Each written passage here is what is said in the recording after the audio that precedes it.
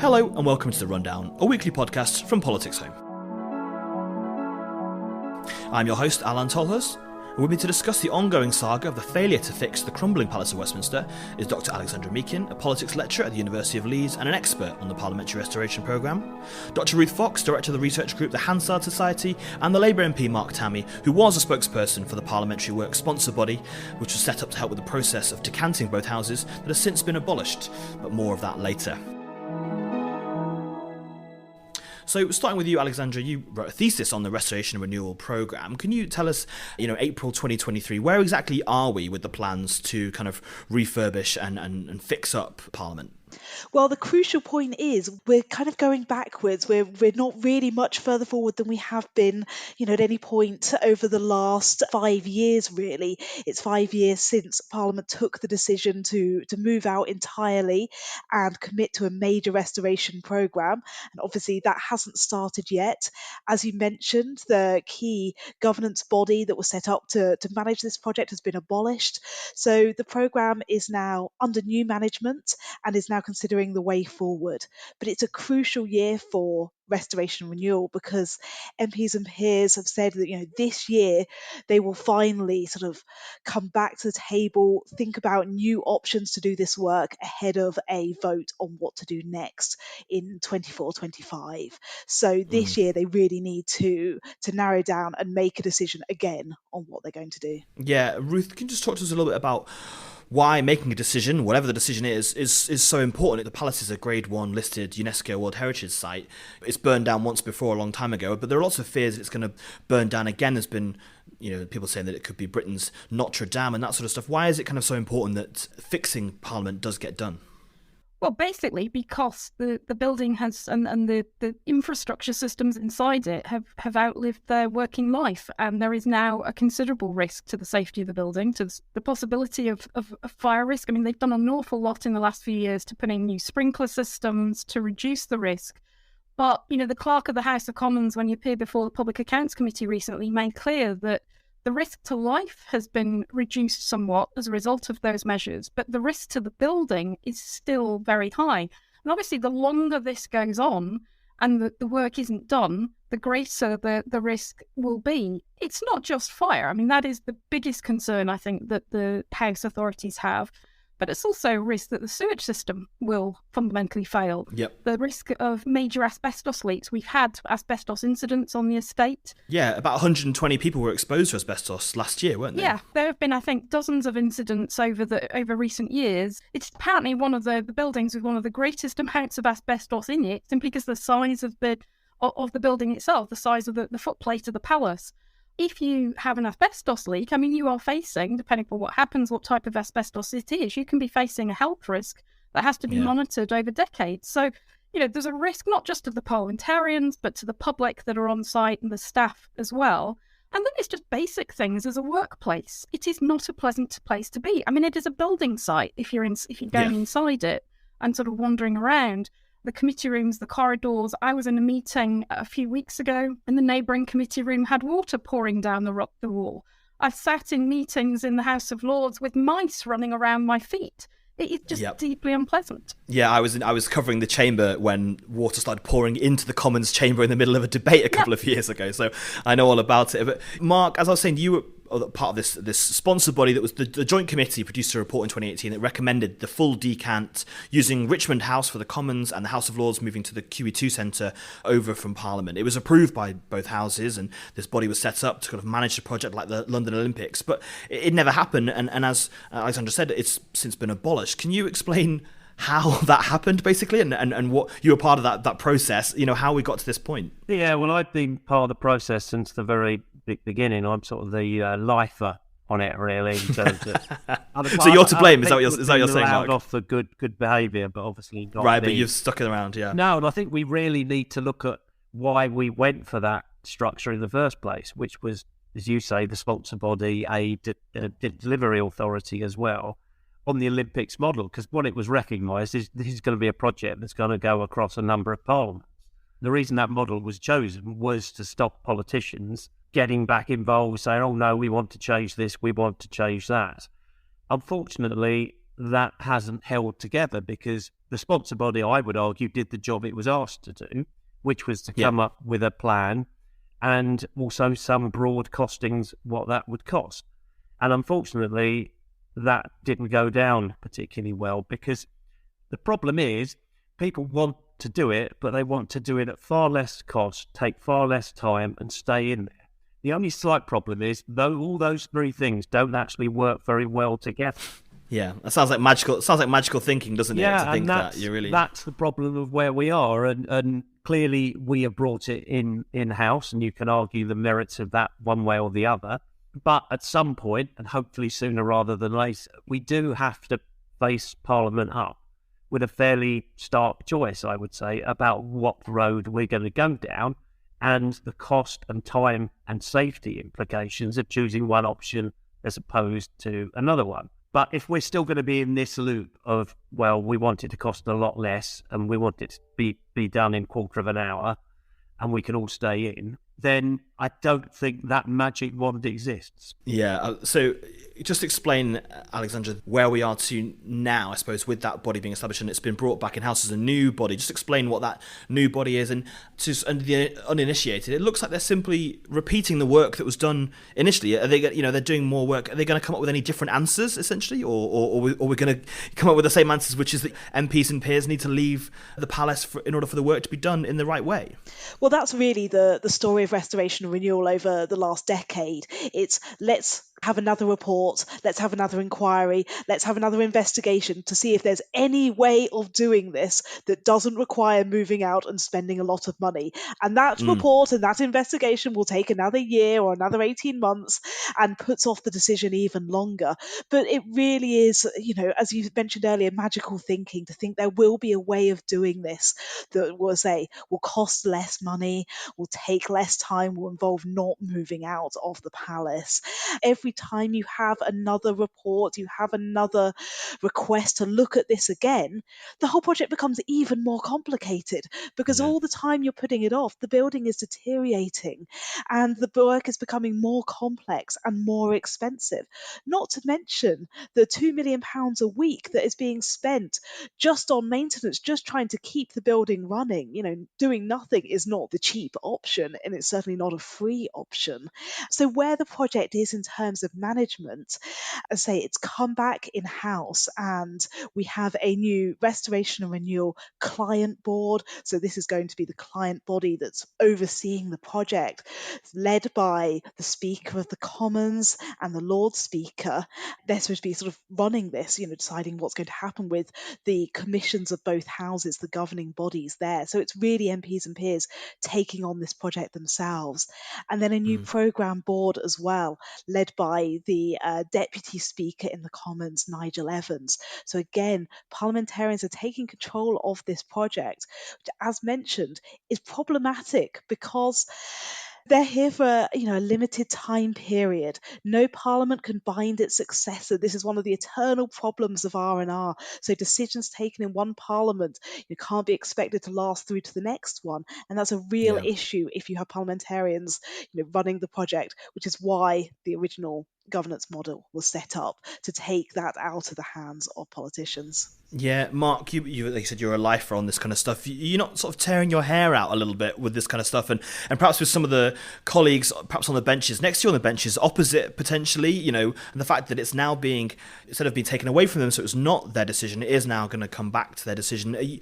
I've read some of your speeches in debates on this kind of stuff over the years, and that kind of that sense perhaps comes through, I think, from some of your contributions. Are you not sort of a little bit tearing your hair out with some of your colleagues? Yeah.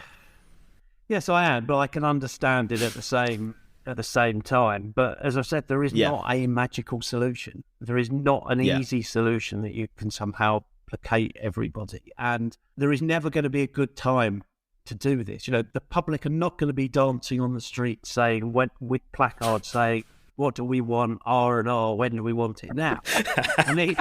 What a glorious world that would be in. What a glorious world that would be. You're going to have people complaining about spending money on politicians at a time of the cost of living crisis, you're going to have all that. But, this is a World Heritage Site building. It's something that we've got to preserve one way or the other. And we just need to actually get on with it. the problem is you can change the structure, the body as much as you like. But if you end up with the same answer, what do you do again? I mean, I've said it before that I used to work with someone who, if he got legal advice he didn't like, he used to say to me, get another lawyer. And that's a bit like what we're doing now. You know, we're just asking the same question, but somehow expecting a different answer. And at some point, we really have to just, you know, say, look, we have looked at every option. You know, I could be on here for hours saying how much time we spend looking at, you know, a glass box on Horse Guards Parade or a bar. Oh, wasn't there a floating chamber on the Thames? You know, there's all sorts of options that were looked at, and we ended up with Richmond House. Why? Because it's next door. You can incorporate it in the security arrangements, but we are again, you know, looking at the various options. And look, clearly anything is possible. You could somehow create something where you could stay in. And some people may say, well, it's all very well for you to say you don't want to stay in because you've been an MP for 20 odd years and you've done your time in there, and it's not fair on others. But look, these are difficult decisions without easy answers, but we are going to have to address them. Otherwise, if something terrible happened, either a loss of life or the building burnt down, people will be saying, well, why on earth have you been wasting all this time for years, navel-gazing and asking yourself the same questions? Yeah, Ruth, just on that though, can you just talk us through some of what those different options are? Apart from the full decant, there was some stuff about you take the Commons out first and then fix one side, then take the Lords out and then fix the other side. And what was the difference in there in terms of the time scale and the cost in doing those options? Because I know you've been an advocate of the full decant because it's kind of the quickest, the cheapest, and the sort of easiest option. What are those other ones that could be done as well? Well, when the sponsor body published the options report, I think it was in 2021, they essentially had three options. The full decant, cheapest sort of possibility was about 7 billion. Upper end of the spectrum was 13 billion for a full decant. So essentially, both houses move out, move into temporary accommodation for a period of, you know, a decade or more. The work for that, for a full decant, the scope was for anything from 19 to 28 years. So a very long period of time. And that's part of the problem. MPs who are in Parliament, you know, political careers are not as long as they used to be. And MPs don't want to find themselves in a situation where they spend much of their parliamentary career not in the building, not in the Palace of Westminster. There was then a suggestion of partial decant. So one house moves out, the Commons moves into the House of Lords, for example, and the work goes on around them. That increases the bill from something between 9.5 billion to 18.5 billion, but it also extends the time it takes to do the work from 26 years at the lower end of the spectrum to potentially 43 years at the upper end. I mean, it's a considerable, you know, range. Extraordinary, yeah. And then, you know, the one that a lot of MPs would like, which is, as Mark was saying, not to leave the palace at all, and for the work to sort of be a rolling programme of works going on around them, no decant, as it's called, is that bill then increases to, at the lower end of the spectrum, 11 billion, but possibly as high as 22 billion. And the length of time that would take is anything from 46 years to 76 years. That is just ridiculous. I mean, can you imagine running our national legislature in the middle of a building site for potentially half a century? Yeah, I've been there for 5 years, and it's been a building site for 5 years. It's pretty awful. So that times 10 would be worse, a lot worse than that. And you know, the tolerance for noise, for disruption, for dust, and it'll only take one problem, one disaster in terms of the mechanical and engineering or an asbestos leak or whatever, and they'll have to vacate for a period of time. And then the question is, well, where do they go? What do they do? So, you know, the options that the sponsor body put forward, all the advice of the technical experts is that the level of risk of staying on the estate is so high that really it's beyond what's acceptable. And bear in mind, you know, what's the role of the public in this? This is our parliament. You know, we've got to have access to it as well as parliamentarians. They're sort of temporary custodians of it, but it's our building as well. And the likelihood is that the public wouldn't have much, if any, access at all for decades. Yeah, well, absolutely. And Alexandra, can you explain, Mark's touched on it, there are some MPs who don't want to go, but can you explain why 5 years down the line we are in exactly the same place? And can you give us a sense of whether 5 years' time, if we did this podcast again, Will we have moved any further in 5 years, do you think? I mean, let's hope so. I really hope as well, yeah, that we have moved forward. Obviously, the worst case scenario is that we've gone further backwards and the catastrophe has occurred. As Ruth mentioned, the M&E, the mechanical, electrical services serving the building have passed their lifespan. And, many MPs and peers, have told me that, they've gone into the basement, they've seen the state of the building. They're amazed that, we haven't had the catastrophe yet. Andrea Leadsom, as leader of the Commons, has said, that really, we've been lucky that there, hasn't been a loss of life yet. So, if we get to 5 years and the catastrophe hasn't happened, then, things are going well. But I'm not hopeful that we will be, much further forward.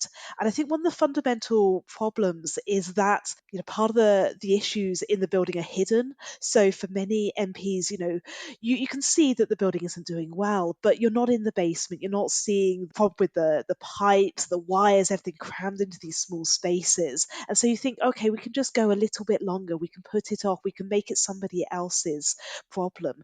But because for 90% of MPs, 95%, 99%, they didn't come to Parliament to fix the building, to fix the Palace of Westminster. They have so many other priorities. They're there to serve their constituents. They're there to legislate, to hold the government to account.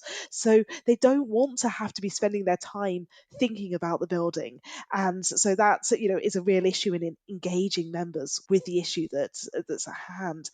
There's also not much appetite for changing anything in Parliament. So the idea is that, you might end up spending these billions and billions of pounds to, end up with the building being exactly the same. Which, of course, is what happened after the Second World War, wasn't it? They built it to the same sort of specimen after it was bombed in the war. Completely. And so you get, if you're a politician and you think, well, actually, Parliament doesn't work for me, it's not very inclusive, the building promotes a certain type of politics, there's very few people actually thinking, well, let's change the palace itself. Let's think of how we could do things differently. And so there's not much incentive to actually fix the building, because they say it's only this fear of the catastrophe. And I've had MPs say to me, well, it hasn't happened so far, so maybe it's all just overblown. Maybe it's not actually as bad as everybody says. We don't have to decide yet. It can be the next generation's problem. Yeah, Mark, I've been down in the base. Chris Bryant, one of your Labour colleagues who used to do stuff on restoration, took me down there, and it's an absolute mess down there. It is an accident waiting to happen. Not to be too pessimistic, but do you think potentially that perhaps if we are looking for things to move along, would it take something catastrophic to happen for minds to be changed? And would it almost be, hopefully not too late at that point, but, I clearly hope not, but, I don't want to get into a position where something, fire or a tragedy. When we've had some close shaves with masonry falling off the building and smashing a car. I mean, that was at Norman Shore North, wasn't it, a few years ago? So, I mean, there are all sorts of issues like that. And it's clear that you only get away with that for a certain amount of time before, something more serious could actually happen. And I think what you do get, and, Alexandra's touched on this, is some colleagues who say, well, they've done the Queen Elizabeth Tower, they're doing Victoria, they've done all these bits. Well, that's all fine. We can just carry on doing that. 70% of the cost is actually below ground. And even like this option of, well, the Commons can move to the Lords, they share common systems. Yeah. The basements go all the way along, don't they? Yeah. You'd have to replicate the electrics, the sewage, everything. You'd have to have something outside, no doubt, some great big temporary system outside or a barge the other side, which everyone would say, oh, this looks terrible. This looks absolutely terrible. I mean, the amount of fuss we had about the scaffolding, about how dreadful the Queen Elizabeth Tower. And this gets back to the crux of the problem, which is, yes, everyone agrees we've got to do it, but either we can't notice any sort of change and we can't possibly spend any money on it. Well, that doesn't necessarily work. And what particularly worries me, you sort of touched on, are we further behind? Are we a bit further ahead? The big elephant in the room is that we were looking at the QE2 centre to house the Lords. Michael Gove said that isn't happening. And we were looking at Richmond House for the Commons. Well, again, that's not quite as clear set as it was. So if we are moving out, where are we going? I was going to bring Ruth in on some of those kind of options. We've had lots over the year, lots of suggestions, some more serious than others. But just before I move on, just on the cost though, because a lot of the anguish over the sponsor body stuff was the suggestion that perhaps some of those costs were too high. Do you understand, obviously, we're now in a cost of living crisis, things are perhaps worse economically than they were perhaps 2 years ago on that front. Do you understand the concerns? Yeah, I clearly do, but there are not, you know, all this. I mean, Jacob Rees-Mogg used to talk about gold plating. We're creating Disneyland, apparently. To me, if you put the building back exactly as it was, that might appeal to certain people, but if it was your own home and you could make some improvements at very little extra cost, well, that's clearly what you would do. And there are issues clearly with disability access that you can do. I don't think you can do 100%, is my view, but you could improve things, better lifts, some of the stairs you possibly don't need. I think you could do some fairly good work on that. And if you're going to lose some space, why not try to win some back with an atrium between some of the buildings or something. Now, some people would say that's a waste of money. In my view, that isn't a waste of money, and it's a sensible investment to actually improve the building, not only for MPs and lords, but for the people that actually work there and for the public who come to visit the place. And I think it would be madness to actually not take those opportunities and do them, because obviously if you decide in 20 years' time to retrofit something, it always costs far more money than if you actually did it at the time. I suppose what I'm saying is there isn't like this really cheap alternative hiding behind a cupboard somewhere that we can just pull out and it will all be fine. The longer you take, the more you're spending on just patching up and making do. Some of the safety things that we've actually done, which are perfectly sensible and I support, you're going to have to rip out when you do the overall thing anyway, and it's a waste of money. Ruth, we talked about Richmond House. It's obviously where the Department for Health used to be just along Whitehall. Apparently 70 million quid has already been spent preparing plans to rebuild it. I remember seeing models of it in PCH. I think I've written some stories about the Red Lion, the famous pub was going to be closed to the public, so it would be removed inside the secures, and that was one of the kind of issues with it. But it seemed like that was for a long time, it seemed like a viable option. Then there was stories about moving the House of Lords to York. I think back in January, the leader of the House of Commons, Penny Mordaunt, suggested Parliament should tour the UK during a refurbishment. Even the press gallery looked at temporary offices in Millbank, that sort of stuff. But, so what are those kind of options, and how likely do you think any of those might be, really? Well, I mean, as Mark said, it's unclear if Parliament does move out where it's going to move to now, because the Richmond House and the QE2 Centre options have at least stalled in terms of development, possibly off the table completely if the government continues to say that QE2 Centre can't be used, for example. My fear is I think we're going to end up in, because of the sheer sort of scale of the cost and the unwillingness of the parliamentarians to grapple with it and to really make a decision, and the inability to make that stick. Remember, we're coming up to a general election. Decisions made in this parliament, will they stick in the next parliament, for example? My fear is that we'll end up with a rolling schedule of works, which will, ameliorate things, but won't fundamentally alter the big choices that are going to have to be faced, or we're going to have some kind of disaster.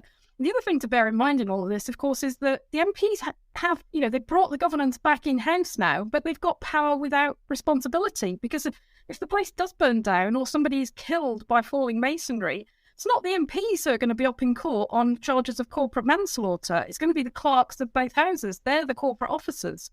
I think they're incredibly courageous, if I can use that phrase, to accept this burden of responsibility when ultimately it's the MPs who are sort of running the direction of this.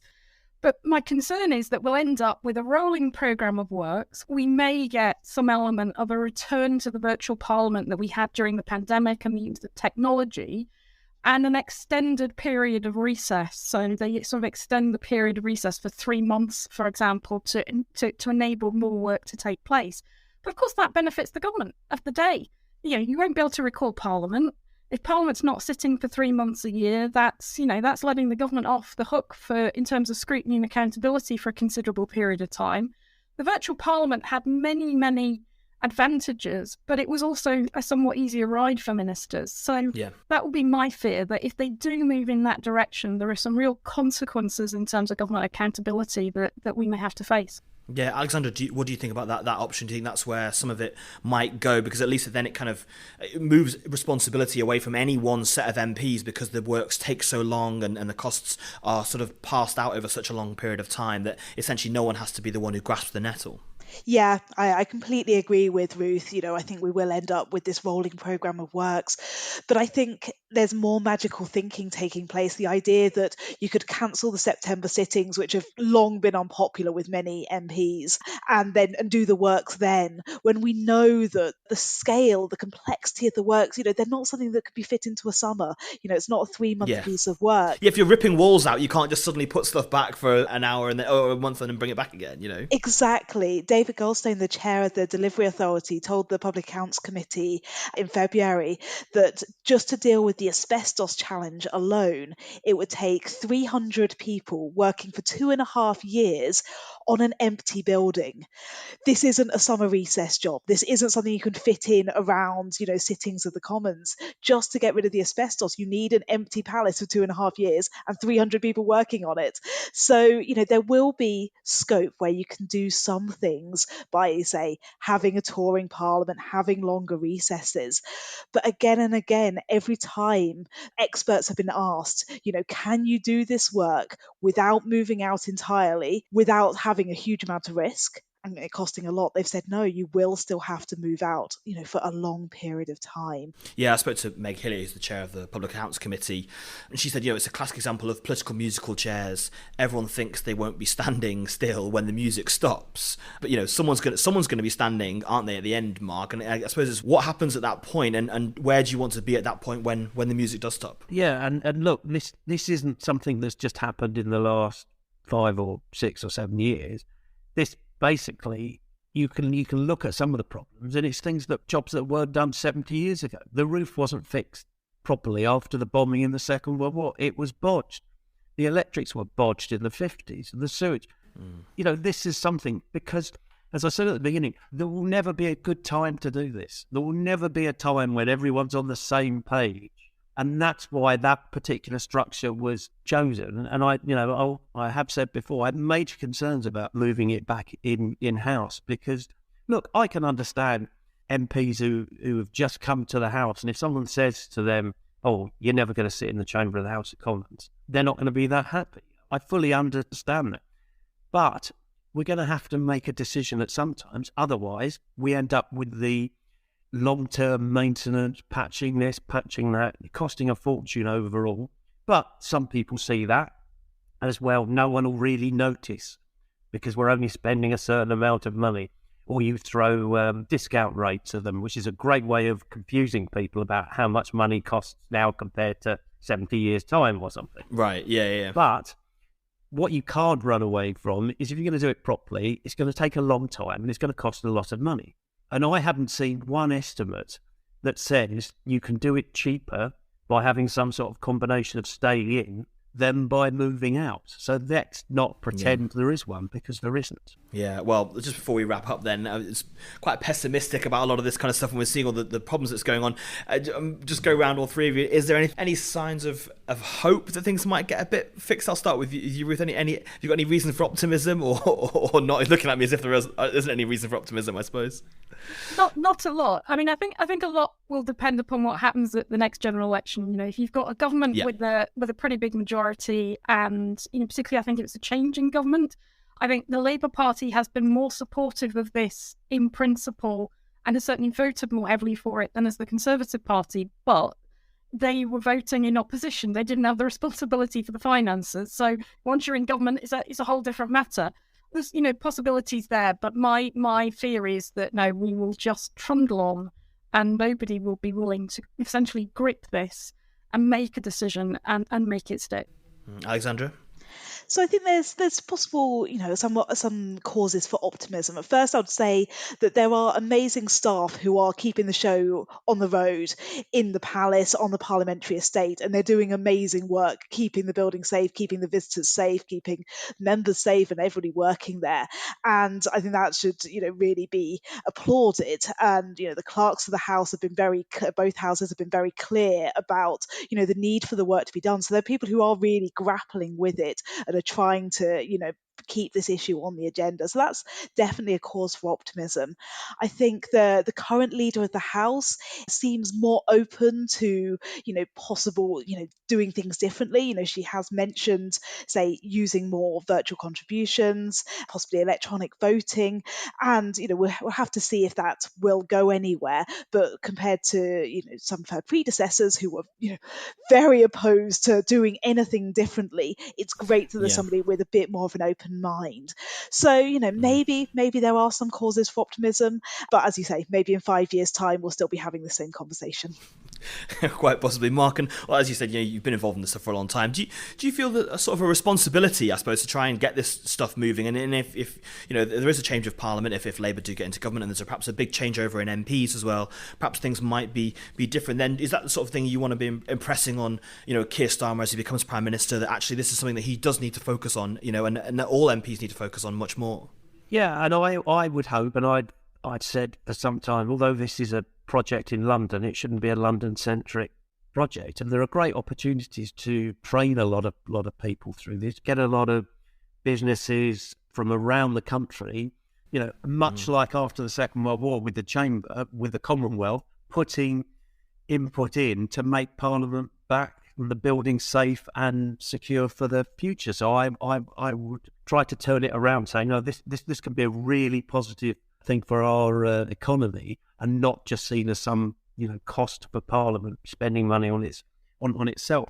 I hope that come the end of the year, Parliament will have to make its mind up, between either one option or two options, or however many options are actually come up with, and really face up with it. What I fear is, as has been mentioned before, what actually comes through is, what? Why don't we have another look at this? Why don't we have another review? Because things have changed, and things will always change. And let's have another review, and let's spend a year doing that, and then come back again and see what that says. Then I think I really will be trying to break out of my life sentence to because I don't think I can go much more of that. Thank you very much. That's all we've got time for this week, but you can read all the latest on the big stories from Westminster at PoliticsHome.com, and keep right up to date by subscribing to our 7-day week newsletters by clicking on the link in the top right hand corner of the website. Thanks again to my guests Ruth Fox, Alexander Meakin and Mark Tammy. Thanks to you all again for listening. Please subscribe wherever you get your podcasts and leave us a review. If you want to get in touch, then reach out to us on Twitter at PoliticsHome or email us via news@PoliticsHome.com. But for now, I've been Alain Tolhurst, and this has been The Rundown.